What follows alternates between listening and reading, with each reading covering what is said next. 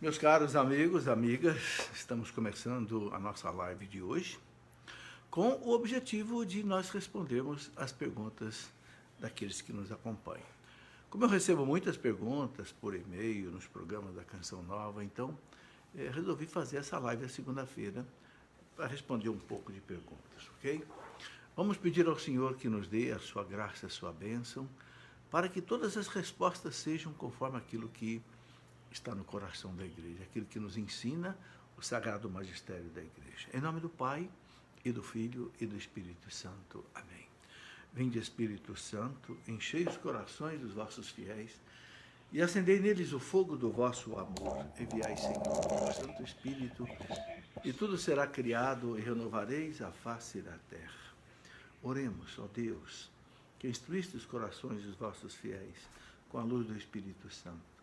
Fazei que apreciemos retamente todas as coisas, segundo o mesmo Espírito, e gozamos sempre da sua consolação. Por Cristo nosso Senhor. Amém. Queremos, Senhor, estar aqui nesse momento a teu serviço, a serviço da Santa Igreja Católica Apostólica Romana, sacramento universal da salvação dos homens. Por isso, Senhor, pedimos a vossa luz, a vossa bênção, para que esse programa seja para a vossa maior glória, a edificação da igreja e a salvação das almas.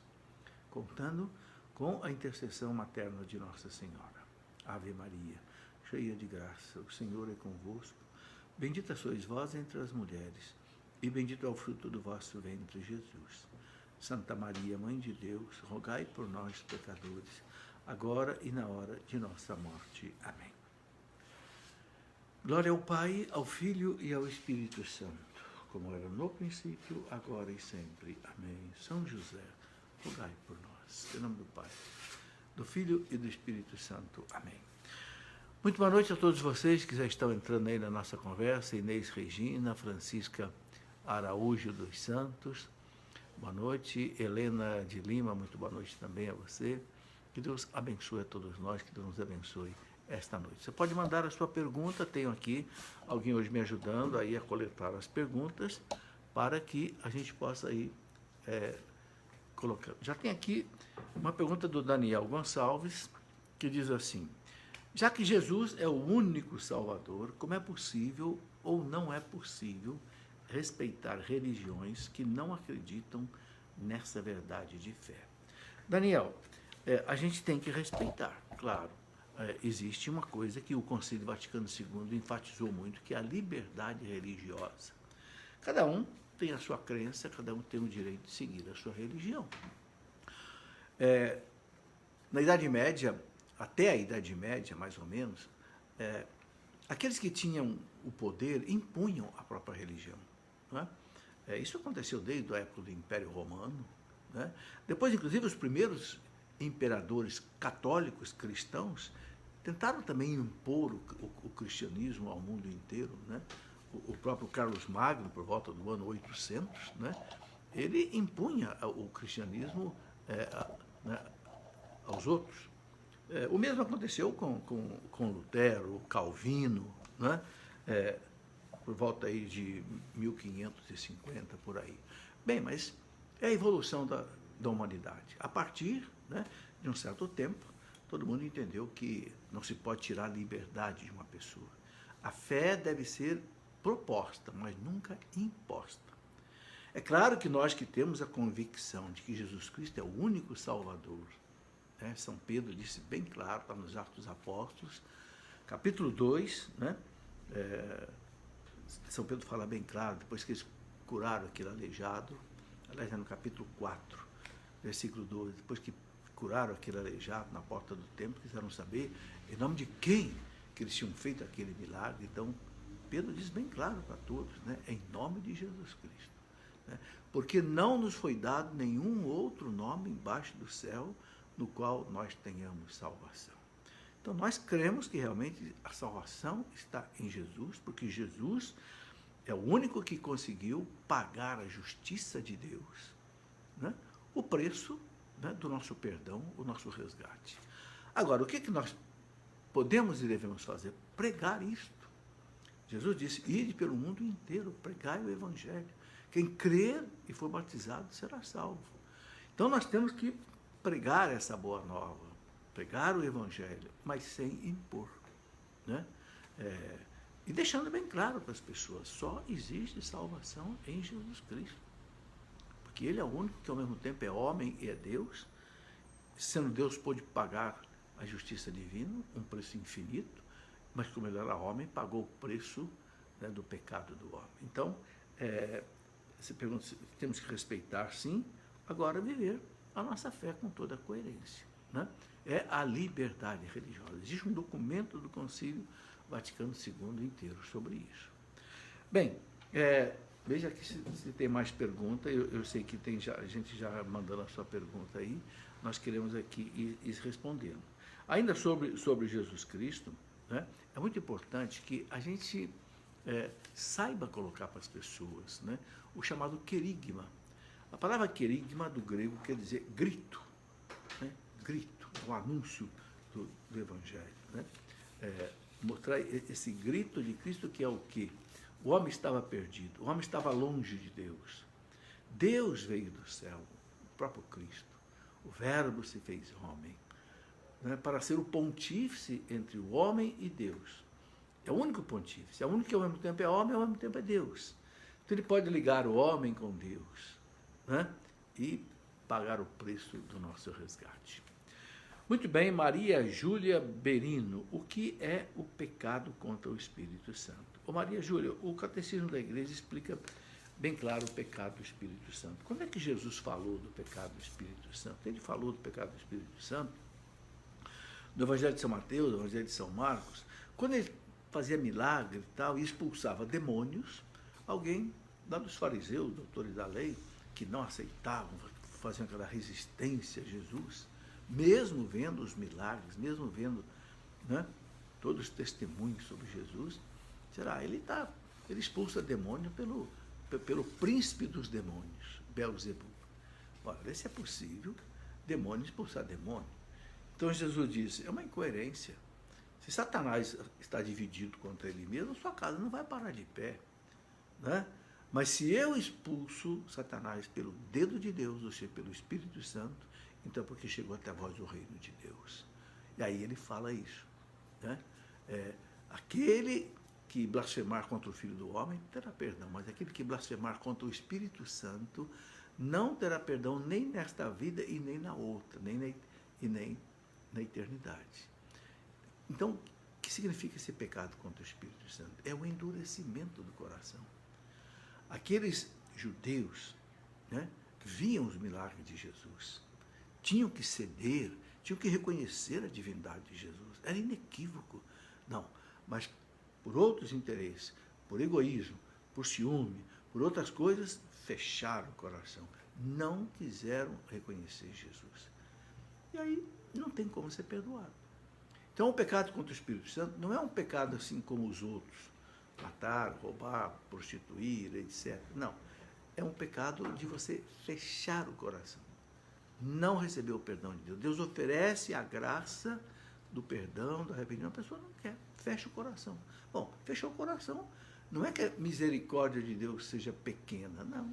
Acontece que a pessoa bloqueou completamente a ação da graça de Deus.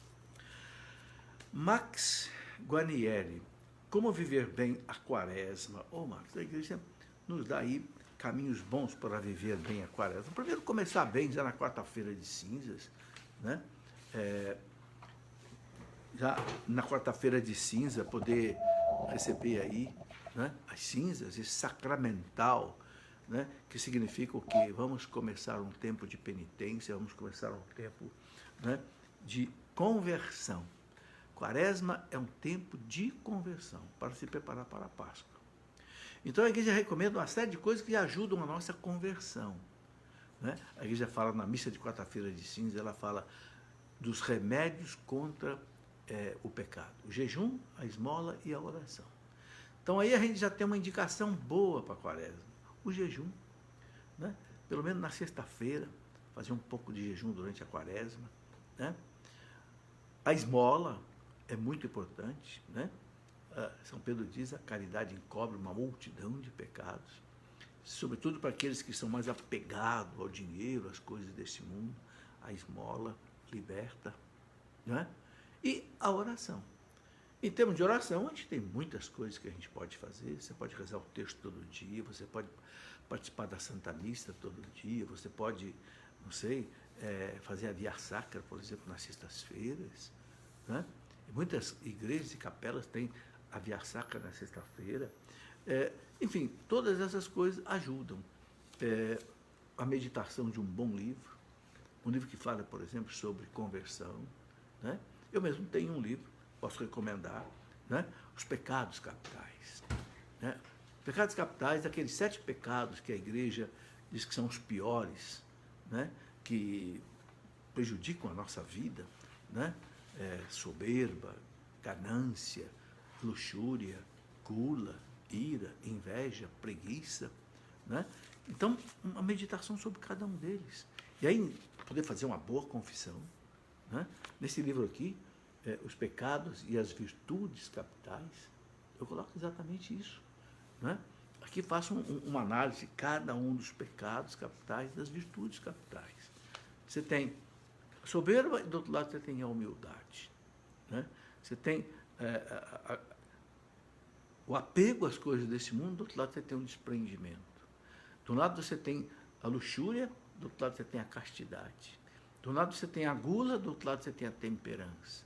De um lado você tem a ira, do outro lado você tem a mansidão, a bondade. E assim, de um lado você tem a preguiça, do outro lado você tem a diligência, né? Então, eu penso que essa meditação, já que a quaresma é tempo de conversão, meditar profundamente sobre os pecados e fazer uma boa confissão. Eu acho que isso prepara a gente bem para a Páscoa. Anderson Luiz, eu e minha noiva queremos ter um casamento com missa. Pesquisei na internet o roteiro e vi que se omite o ato penitencial. Por que se omite o ato penitencial? O Anderson, não sei te dizer. Sinceramente, eu nunca vi isso. Eu acho que todas as missas devem ter o ato penitencial. Eu penso que, não sei, não me lembro nunca de ter lido nada sobre isso, nem mesmo no Missal Romano. Vou até conferir isso, né, para ver se tem algum fundamento. Não sei te dizer no momento. Assim, a tua pergunta está chegando aqui agora, né, não houve tempo de uma pesquisa, mas eu posso, quem sabe, até responder depois em outra oportunidade. Helenita Lopes, na missa, a ação de graças apresenta qual duração? O que não deve acontecer? Bom, na missa, a ação de graças apresenta qual duração? Veja bem, não tem um tempo definido pela ação de graça. A ação de graça a gente pode fazer na missa e até continuar depois da missa. Sabe, o que a igreja recomenda é o seguinte, que depois da comunhão, temos que fazer ação de graça. Temos que ter um tempo de oração, conversa com Jesus. É o momento de graça, é a hora da graça, é a hora da bênção. Jesus vem ao seu coração. Santa Teresinha, quando comungava, dizia assim, Jesus, agora você é meu. É meu, você se deu a mim, Jesus. Então você é meu. Então agora vamos conversar. Ok? É como se ele fosse na sala de visita da sua casa. Então você não pode sair e ir embora para a rua, deixar ele sozinho. Não. Então a ação de graça é aquele tempo que você precisa agradecer a Deus, louvar a Deus, pedir as coisas que precisa para Deus, interceder por você, pela sua família, pelos seus filhos, pelos seus problemas, pedir o sufrágio das almas do purgatório, pedir pela Santa Igreja, pedir pelo Papa, pedir pelos doentes. Enfim, é aquele momento que você está com Jesus. Jesus vem a você para você. Então, a ação de graças pode ser aí pelo menos 10 minutos, pelo menos. Mas o ideal é que você possa até continuar isso depois, sabe? A gente nota que, infelizmente, nas missas, de modo geral, as pessoas não fazem bem a ação de graças. A gente percebe que a missa mal terminou, já não fica ninguém mais. E eu penso também, sabe, que até aquelas pessoas que conduzem a missa, muitas vezes não facilita para o povo fazer ação de graças.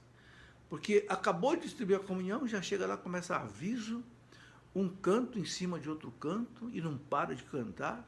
Ora, tem que ter um momento de silêncio. Cantou durante a distribuição da Eucaristia, para o canto. Ou então, uma música assim, apenas orquestrada, só de fundo, para deixar a pessoa rezar, meditar. Ok? Isso é que seria o ideal. Né? A igreja não prescreve um tempo determinado, mas recomenda que se faça. Fábio Henrique, como reagir a um ataque protestante? Silenciar ou discutir? Ô Fábio, se for um ataque, eu prefiro silenciar. Agora, se for um diálogo amigável, aí dá para a gente conversar. Né? Como diz São Pedro, dá para a gente mansamente apresentar as razões da nossa fé.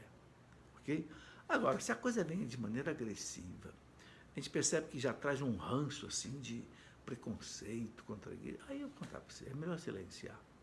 Silenciar porque vai acabar trazendo mais prejuízo do que, né, bônus. Então, eu acho que é melhor silenciar. Sendo possível, um diálogo. A igreja recomenda sempre o diálogo, né? Mas nem sempre é possível. João Justus, professor, nunca me confessei. Gostaria de saber se é necessário seguir algum protocolo. A minha dúvida não é sobre a confissão dos pecados, e sim de como se portar diante do padre. Ô João, eu escrevi um livrinho sobre confissão e um sobre Eucaristia. A gente falava aqui de ação de graças. Eu escrevi um livro, Como Preparar-se Bem para Comungar. E como comungar bem, esse livro aqui. E escrevi um livro pequeno também, Por que confessar e como confessar. Por que confessar e como confessar. Nesse pequeno livro aqui, eu coloco isso. Como é que a gente se prepara para confessar? Fazendo uma análise dos nossos pecados. Você pode seguir, como eu falei aqui, os pecados capitais. Você pode seguir os mandamentos da igreja. Ok? Pedindo a Deus que faça você lembrar aquilo que você fez de errado. Por isso que é bom a gente não ficar muito tempo sem se confessar. Porque se a gente fica muito tempo sem se confessar, a gente acaba que fica difícil lembrar. A gente esquece dos pecados.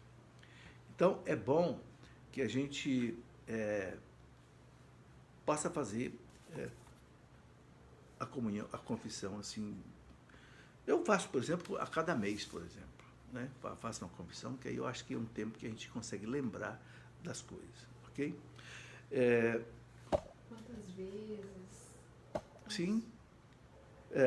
Outra coisa que eu gostaria de colocar assim é o seguinte: a pessoa está perguntando aqui o seguinte, a minha dúvida não é sobre a confissão dos pecados, e sim como se portar diante do padre. Não tenha receio. Sabe, uma coisa que eu quero lembrar é que os padres, eles estão, o povo, careca de escutar pecados. E o padre também tem pecado. O padre também se confessa. Ok? Está vendo aí, né, o Papa agora no Vaticano, lutando aí terrivelmente contra os pecados do clero. Pecados do clero, e pecados pesadíssimos. De pedofilia, né? Padre com garoto, até bispo com garoto. Né? Meu Deus, né? Uma prática até homossexual. Então, o padre tem pecado, ele sabe disso. Ele não vai se horrorizar com seus pecados. Sabe, eu digo isso porque eu me confesso desde meus 7 anos de idade. Sabe, nunca eu fui maltratado numa confissão, nunca. Sempre fui acolhido, sempre, né, os padres me deram absolvição, perdão, aconselhamento. Então, seguinte, chegue diante do padre tranquilamente, coloque seus pecados com toda clareza, não esconda nada. Não esconda nada, porque é melhor não ir se confessar do que se confessar mal. Confessar mal em que sentido? Você sabe de um pecado, mas você esconde. Aí isso chama-se um sacrilégio.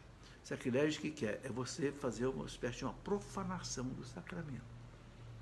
Você pode enganar o padre, mas você não engana Jesus. Porque, na verdade, você está se confessando com Jesus, através de um ministro dele. Ok? Através de um ministro dele. Sabe? Mas é Jesus que vai te dar o perdão. É Deus que vai te dar o perdão. Bom, outra pergunta aqui. Manuel Souza, o que a igreja fala sobre o movimento dos cursílios? Ô Manuel, a igreja aprova. Na nossa diocese aqui, o cursílio tem mais de 40 anos, tem tantas dioceses aí. É um movimento aprovado pela igreja, não tem dúvida.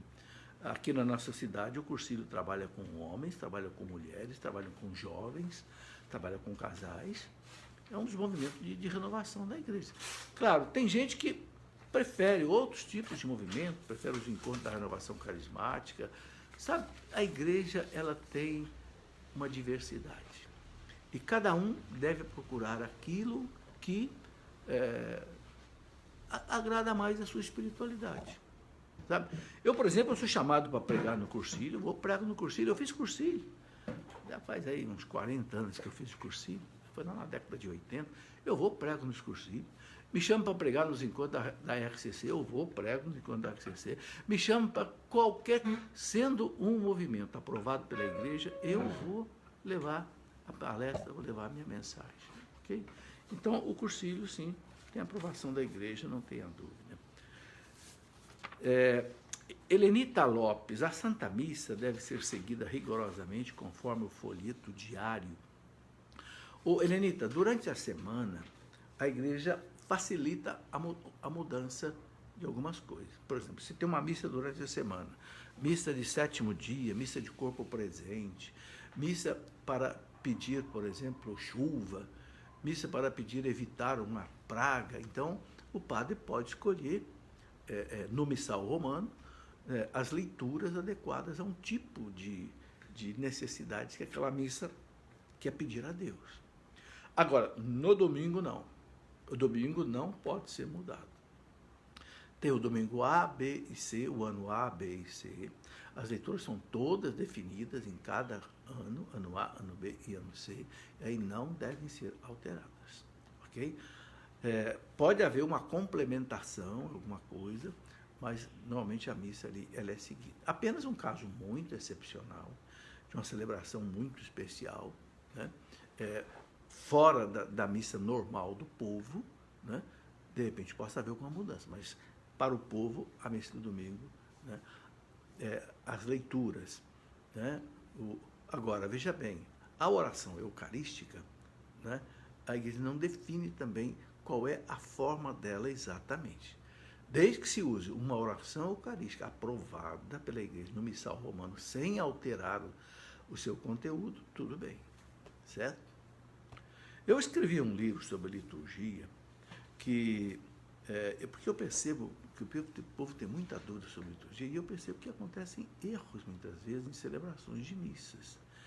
Então, um documento muito importante do Papa João Paulo II, que é da congregação, né, dos sacramentos, disciplina dos sacramentos, um documento chamado Redemptione Sacramento. Eu coloco nesse livro. Eu escrevi um livro que eu chamei Para Entender e Celebrar a Liturgia. Para Entender e Celebrar a Liturgia. Aqui coloco tudo sobre liturgia, os sinais, os símbolos, né? E baseado muito no documento do Concílio Vaticano II sobre a liturgia, que fez a reforma litúrgica na igreja, a Sacrosanctum Concilium, né? E aqui coloco esse documento do Papa João Paulo II, muito importante, Redemptione do Sacramento, que ele fala, inclusive, dos abusos que acontecem muitas vezes em celebrações de missa, que não pode acontecer, né?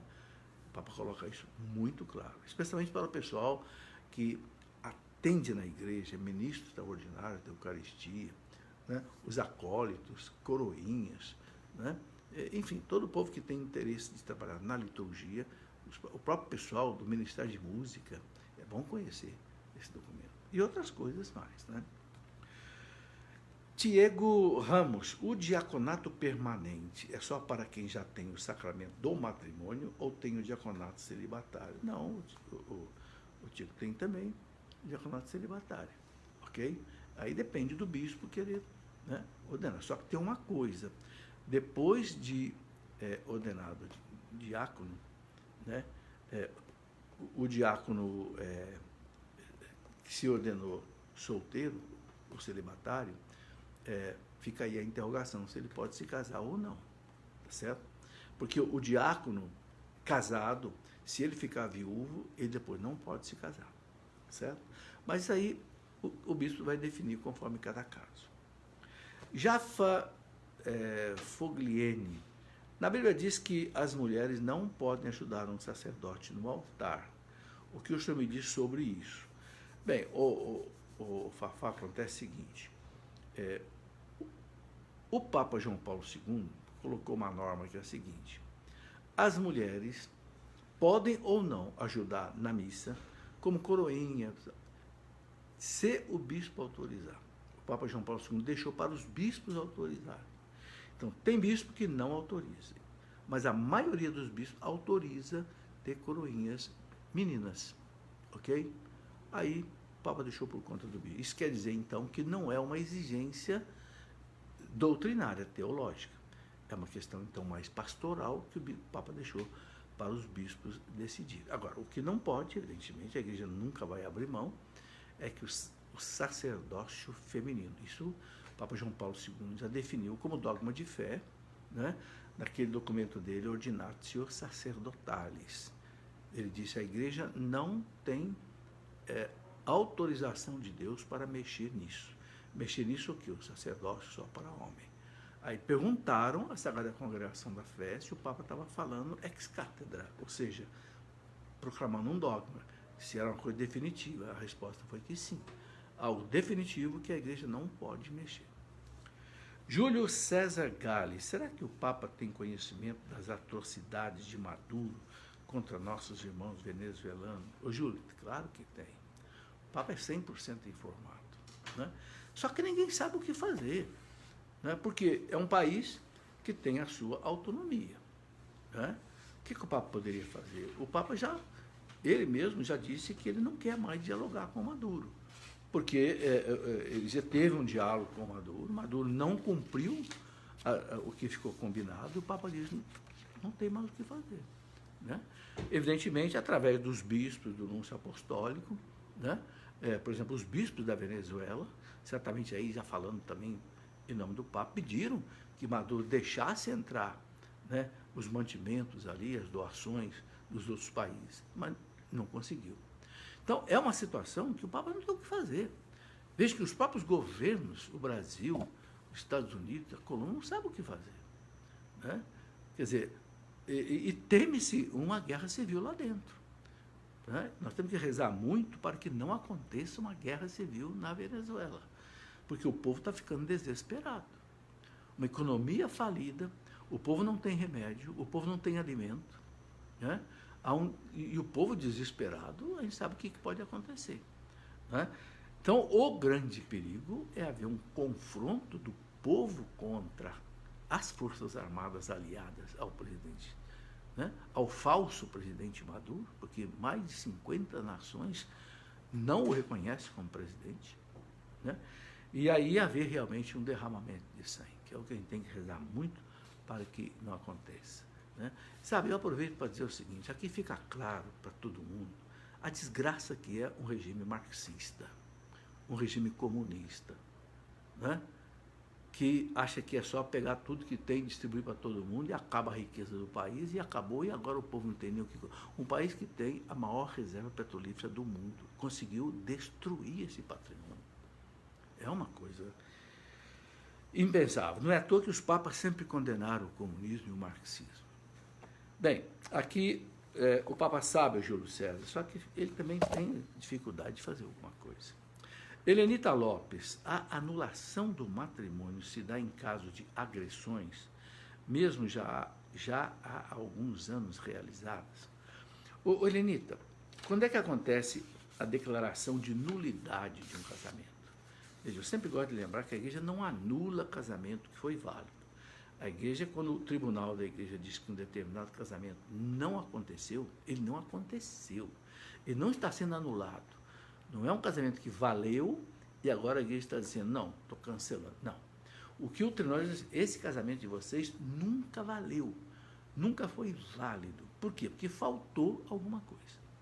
Então, veja bem, o que leva ao tribunal a declarar um casamento nulo é alguma coisa que aconteceu antes do casamento e não depois.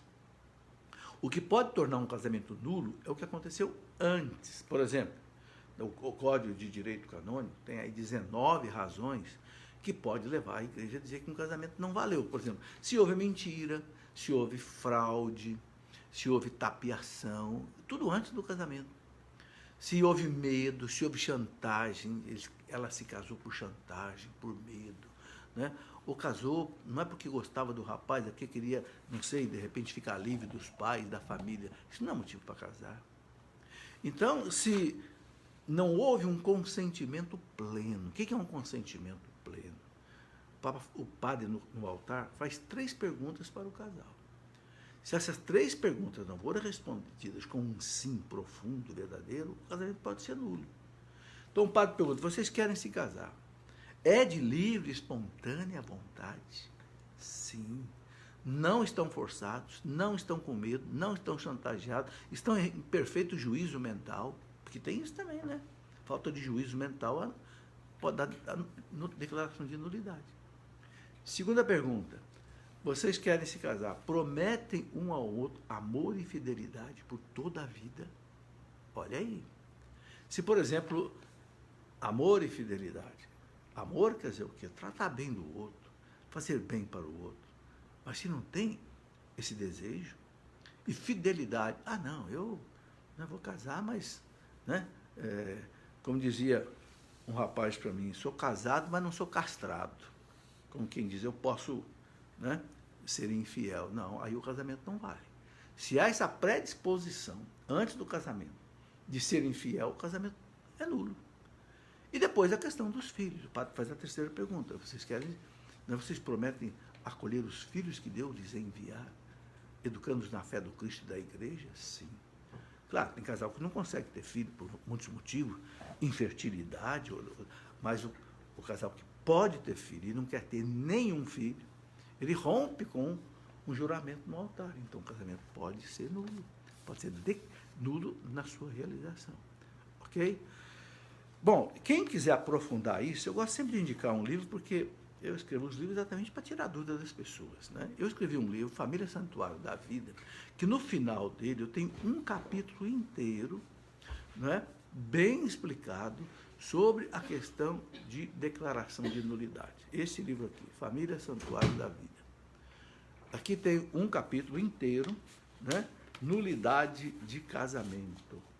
Aqui você pode ver todos os 19 casos, problema de idade, problema de falta, o rito não cumprido de acordo com a igreja exige, né, questão de falta de consentimento, etc. E eu transcrevo aqui também todos os artigos do Código de Direito Canônico que tratam da questão da nulidade. É algo importante, né, que muita gente às vezes se casou, depois que passa o casamento, percebe, né, que houve alguma coisa errada lá atrás, que de repente pode ser motivo de declaração de nulidade. Então aí é o caso de procurar um tribunal da igreja e tirar a dúvida, certo? Muito bem.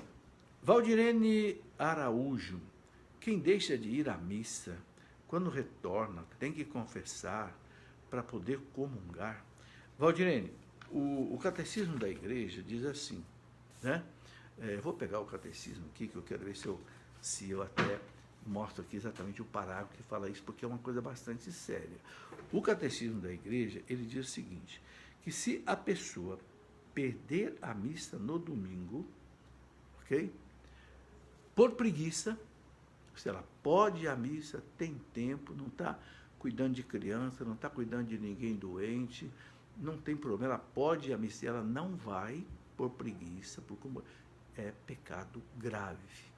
Bom, se o catecismo fala que é pecado grave, você pode procurar aí do parágrafo 2175, ou melhor, 2174 e 2180.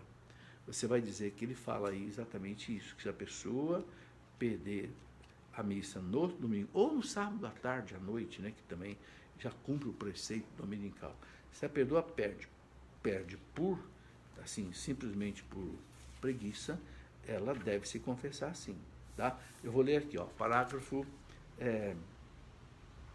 2181, 2181. Aqueles que deliberadamente, pela própria vontade, livremente, faltam a esta obrigação, cometem pecado grave. Que obrigação? A missa, ele está falando aqui, a Eucaristia do domingo fundamenta e sanciona toda a prática cristã.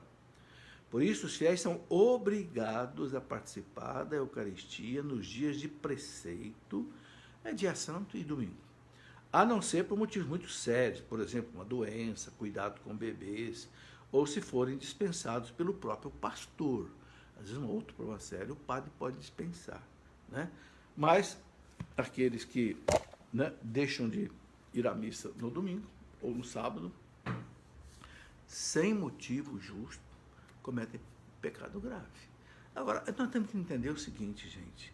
Puxa vida, Deus nos dá 7 dias, cada dia com 24 horas.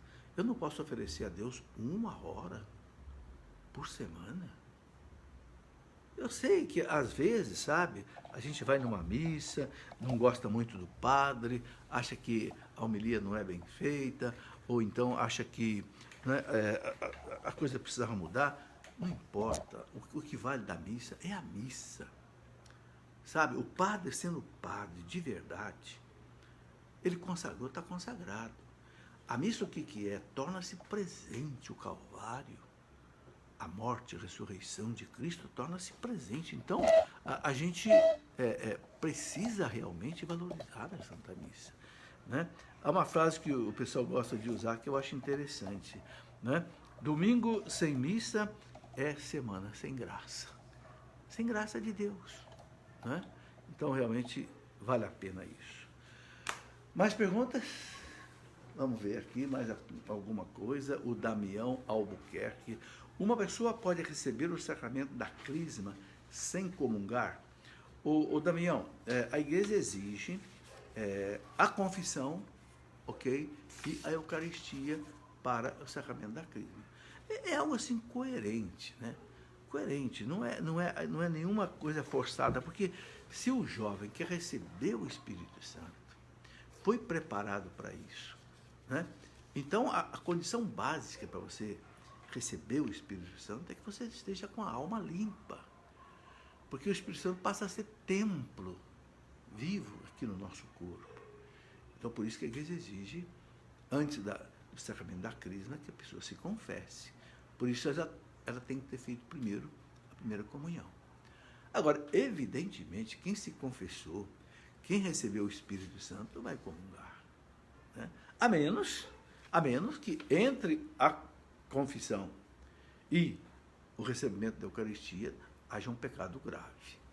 Aí pode ser que a consciência da pessoa diga para não comungar. Mas, normalmente, é para se comungar.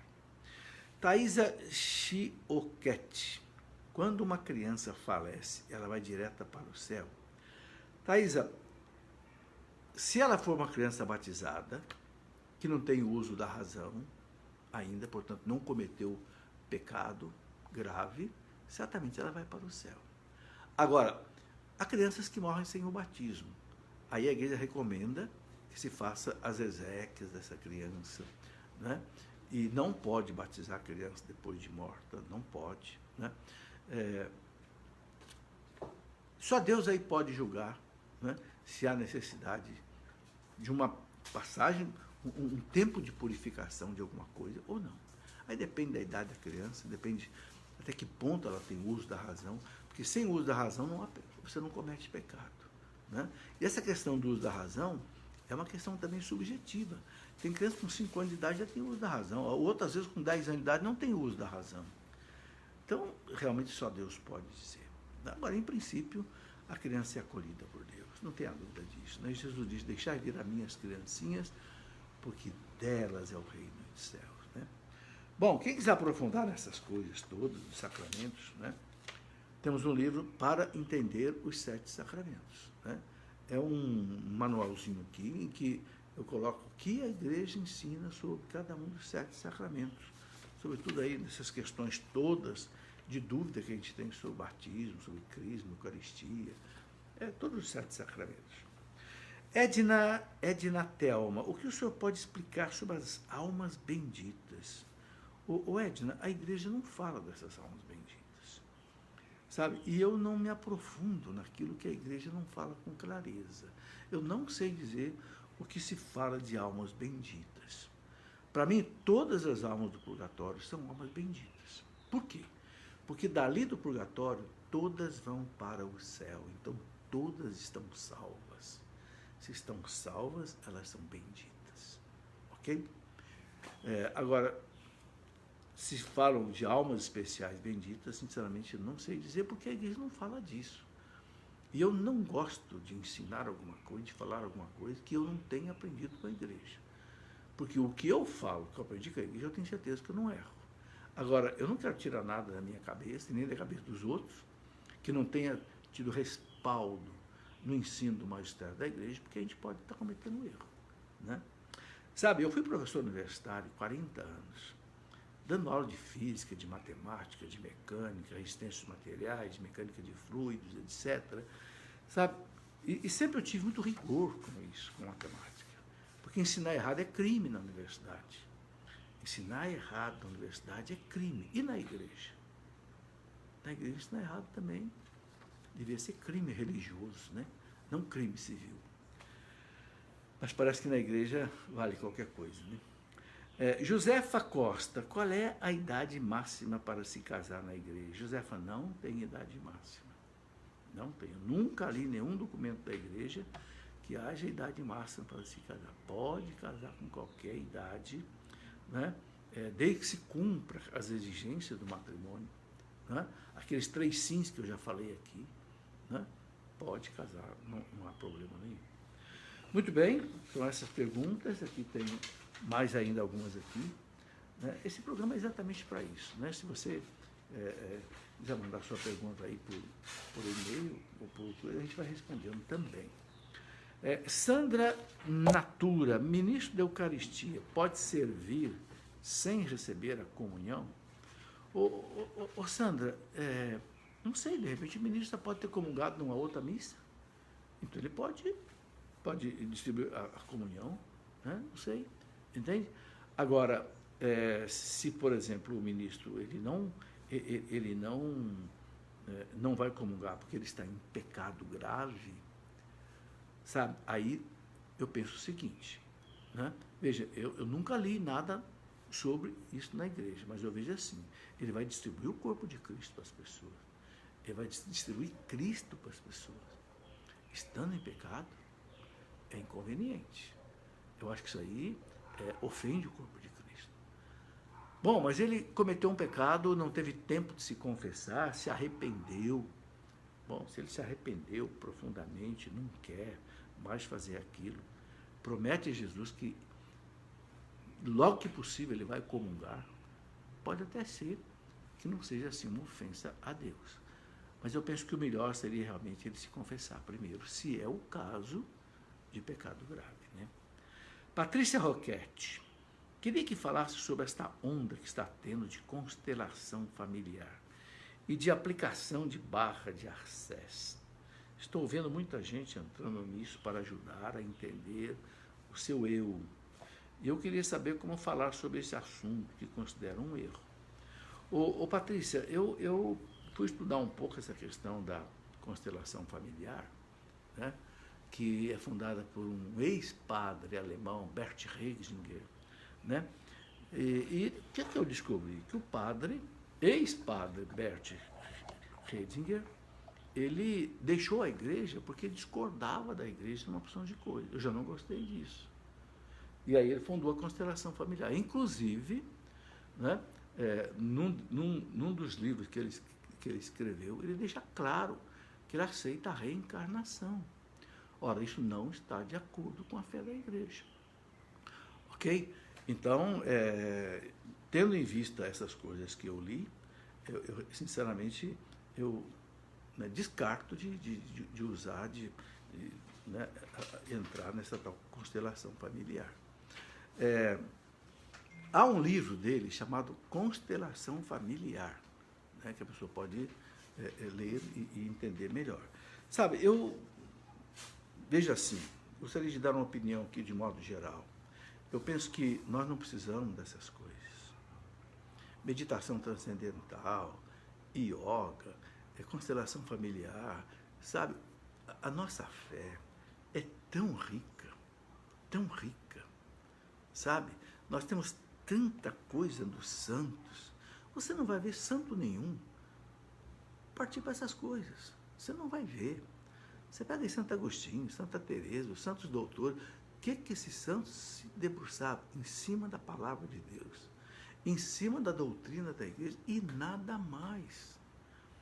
Eu vejo hoje o povo, ao invés de se aprofundar nas coisas da igreja, no nosso credo, nos sacramentos, na moral católica, na espiritualidade católica, fica querendo curiosidades. Eu acho isso um perigo, sinceramente. Não me arrisco.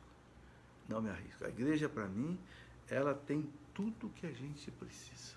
A gente não precisa buscar essas coisas, eu penso que, sabe? E que muitas vezes não são aprovadas nem pela psicologia, nem pelo Conselho Federal de Psicologia, de Psiquiatria e de Medicina.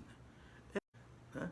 O povo é muito levado pela onda, sai um negócio, põe na televisão, põe na internet e tal, e vai todo mundo atrás. Não, peraí, será que a gente precisa disso?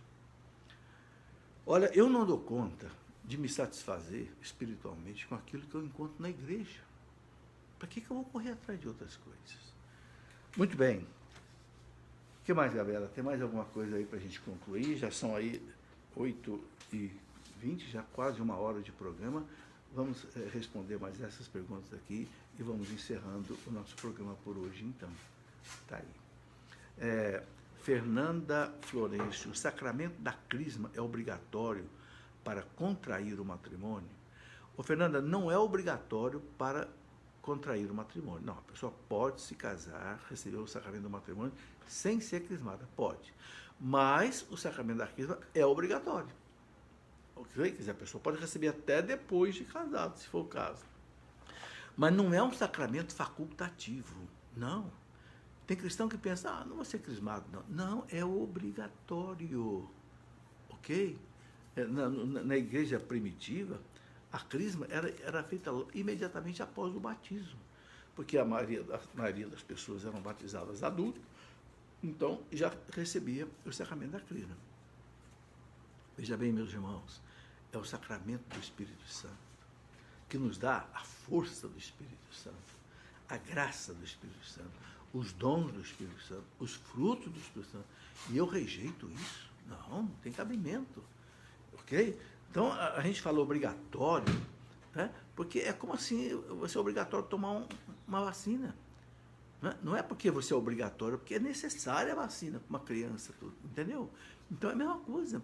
Não é que a igreja obriga porque quer obrigar, é porque é necessária para a nossa saúde espiritual. Repito, a pessoa pode se casar sem ser crismada, mas ela precisa ser crismada. José Francisco Aquino, eu acho que é meu primo, filho do meu grande primo, doutor Gilmão de Aquino, aqui de Lorena.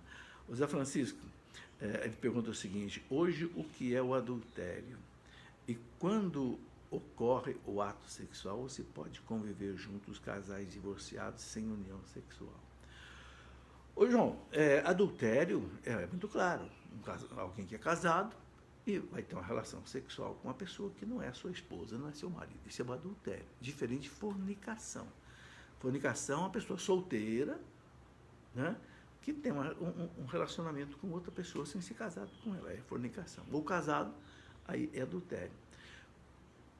Aí, quando ocorre o ato sexual, você pode conviver junto dos casais divorciados sem união sexual. Bom, o que o Papa João Paulo II colocou na exortação apostólica dele, Familiares Consórcio, lá no número 85, é o seguinte, que aqueles que são divorciados e casados numa segunda união, se eles quiserem comungar, né, eles têm que se abster da vida sexual, viver como irmãos, mas eliminar totalmente a vida sexual, nem carícias, nem nada, ok? Viver como irmão. Irmão não tem intimidade nenhuma com outro irmão, ok? Aí o Papa diz que nesse caso né? Quando o casal, por exemplo, já tem filhos, não pode se separar, porque, né, seria muito prejudicial aos filhos, então eles querem receber a Eucaristia, então que eles vivam como irmãos. Isso está bem claro lá na Familiares Consorcios, que é uma exortação apostólica do Papa João Paulo II, do ano de 1981, depois do sínodo que houve sobre a família no Vaticano, há quase 40 anos atrás. Bem, tem mais aqui duas perguntas. Rodrigo Feitosa: Maria foi concebida sem pecado? Ela foi redimida? Maria foi redimida, sim. Mas foi redimida como? Antes de ser atingida pelo pecado original. Essa pergunta aqui é muito boa. Ela foi concebida sem pecado? Foi. Né? Por quê?